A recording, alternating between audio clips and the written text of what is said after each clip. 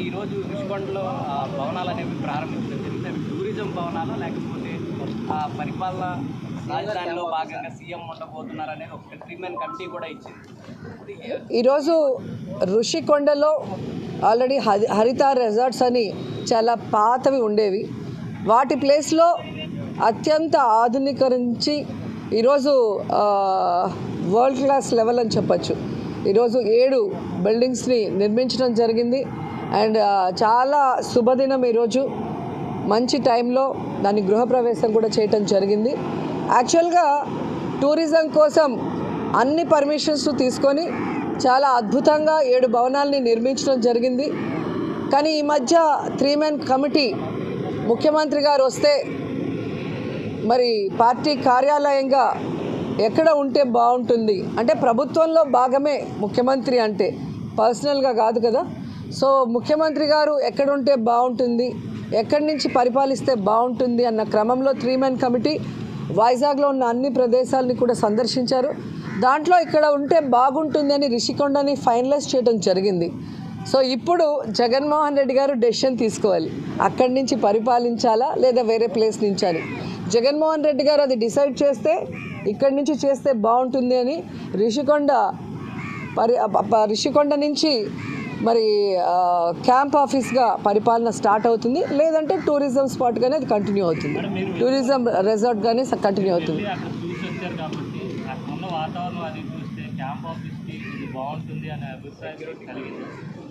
అది మీరు చూసి చెప్పాలి. మీకు ఇస్తారు విజువల్స్ చూసి చెప్పండి. ఎందుకంటే ప్రెస్ వాళ్ళు ప్రతిపక్షాలతో చేరి ఎంత కాంట్రవర్సీ చేశారో మీ అందరికీ తెలుసు. అంత కాంట్రవర్సీ చేయాల్సిన అవసరం కూడా లేదు. సో అందుకే మీకు విజువల్స్ వస్తాయి, మీరు చూడండి, చూసి మీరు డిసైడ్ అవ్వండి. కాంగ్రెస్ వాళ్ళకి ఏంటి మేడం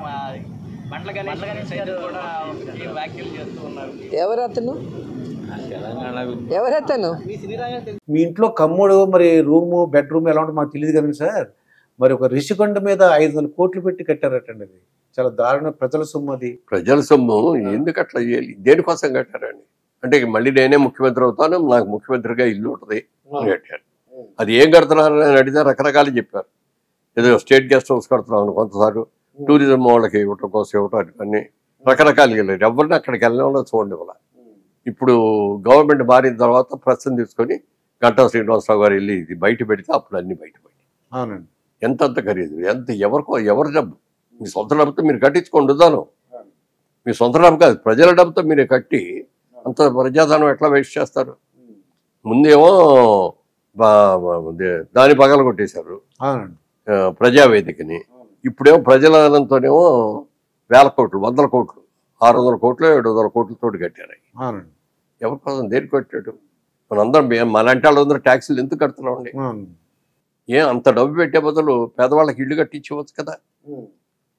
విజయవాడ రాజమండ్రిలో మా కాన్స్టిట్యున్సీలో మేము ఉండగా అన్నీ చేసాం, బ్రహ్మాండంగా చేసాం.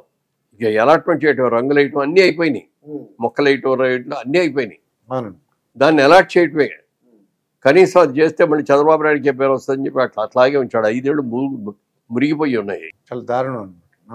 ఇవి చెప్పలేములేండి కదా. ఎందుకంటే మీరు సంక్షేమం ఎక్కువ చేశారు కాదని అన్నాం, కానీ సంక్షేమంతో పాటు అభివృద్ధి కూడా ఉండాలి సమానంగా. మీరు డబ్బు సంపాదించి ఖర్చు పెట్టాలి తప్ప అప్పులు చేస్తే ఎవడమన్నా అండి? ఈ అప్పులు తీర్చేది ఎవరు? రేపొద్దున మీరు వెళ్ళిపోయారు, హ్యాపీగానే వెళ్ళిపోతారు. ఇప్పుడున్న ముఖ్యమంత్రికి కానీ, ఇప్పుడున్న ప్రజలకు కానీ, ఇప్పుడున్న నాయకులకు కానీ ఈ అప్పులను తీస్తానికి ఎంత అవుతుందండి? వడ్డీలు కానీ ఇన్స్టాల్మెంట్ కానీ కట్టాలంటే మన బడ్జెట్ మొత్తం వాటికి సరిపోతుంది. మరి మీ ఇంట్లో బాత్ టబ్ ఉందో లేదో కానీ అది 26 lakhs అండి సార్. అది మరి మీరు ఇంట్లో ఎంత ఏముందో మాకు ఏముంది, మామూలుగా ఉంటాయి మహిళల్లో. మేము ఎంత సింపుల్గా ఉండాలో అంత సింపుల్గా ఉంటాం. ఎందుకంటే మన చాటపర్రు, ఏలూరు తెలుసు కదండి, డబ్బులు వాల్యూ తెలుసు, మనం ఎలా ఉండాలో తెలుసు అండి. ఇప్పుడు మా ఇల్లు చాటపర్రులో ఇల్లు 90 years అయింది. మా తాతగారు కట్టింది. మేమందరూ అక్కడే పుట్టాం, అక్కడే చదువు. అది పడిపోయేటట్టుంది, 105 సంవత్సరం వస్తుంది అని చెప్పి లాస్ట్ 1.5 years కడుతున్నాం. అదే దాన్ని ఏమి మోడల్ మార్చకుండా ఉన్నదాన్ని చేస్తాం. మళ్ళీ ఇంకో 100 ఏళ్ళు ఉండేటట్టుగా అంత పర్ఫెక్ట్గా చేస్తాం.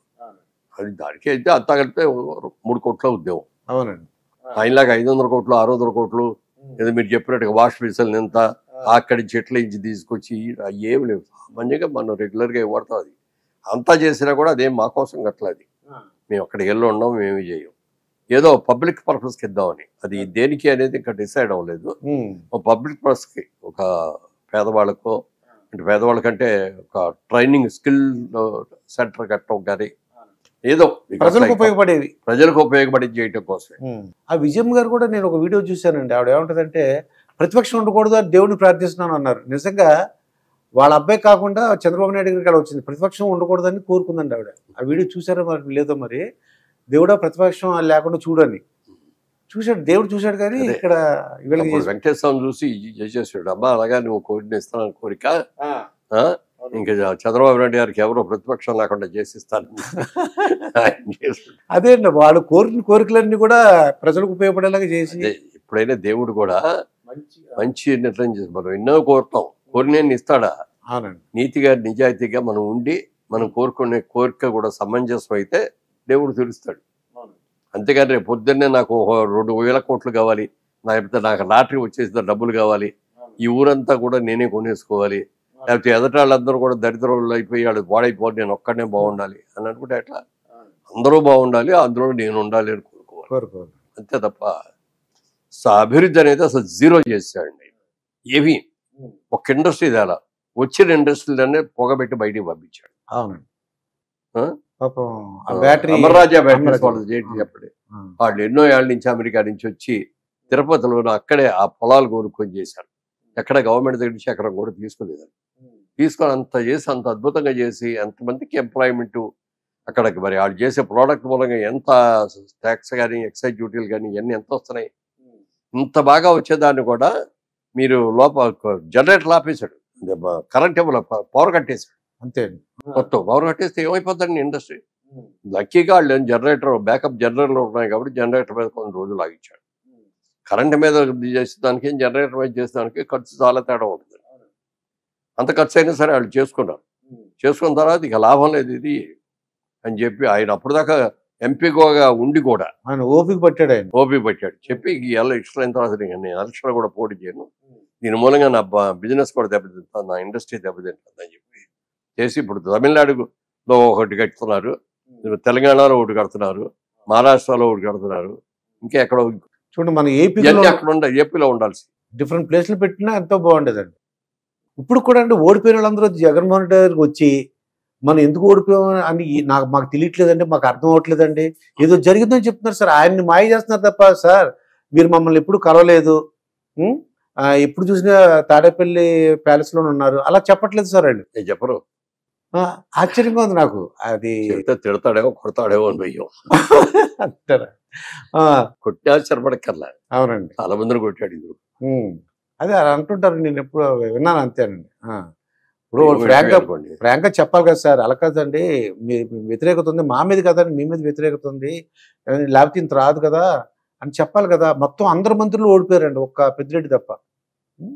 చాలా దారుణంగా వాళ్ళ సిస్టర్ స్టేట్మెంట్ వచ్చింది, అందరూ వ్యతిరేకించారు ఆయన్ని, ఆయన మూలంగానే నేను ఓడిపోవటానికి కారణం కూడా ఆయనే, నాకు ఓటేస్తే నిజంగా రేపు పొద్దున ఇక్కడ వేసి నేను గెలిస్తే అక్కడున్న ప్రజలందరినీ కూడా నానా హింసలు పెట్టుండేవారు, అవునండి. దానికి కూడా భయపడి చేయలేదు.